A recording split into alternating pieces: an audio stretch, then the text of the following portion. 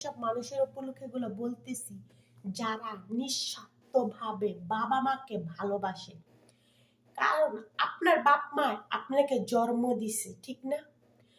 আপনি এখন বাপ হয়েছেন, ঠিক আছে, কিন্তু আপনার সন্তানেরা কি আপনাকে জন্ম দিয়েছেন? আপনার সন্তানের আপনি যাই করতেছেন, আপনার সন্তানগুলো কি দিন শেষে আপনার সাথে এই কাজ করবে না?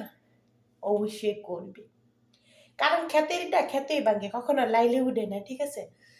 আপনি যদি আপনার বাপ মাকে ভালো না বাসেন, কারণ আমি এতটুকু বুঝি যারা মা বাবাকে ভালোবাসে, শ্রদ্ধা করে, এখনো ভাই সময় আছে মা বাবার কাছে মাপ চাইয়া যে সন্তানই হোক। আপনারা মাকে ভালোবাসা মার সাথে থাকেন, দেখবেন আপনার পকেট ভরা যদি টাকা নাও থাকে, আপনার পকেট ভরা টাকা হবে। কেন না থাকবে জানেন? সেটা মায়ের ভালোবাসা, বাপের ভালোবাসা, তাদের মুখের হাসির কারণে সত্যি আপনার টাকা হবে।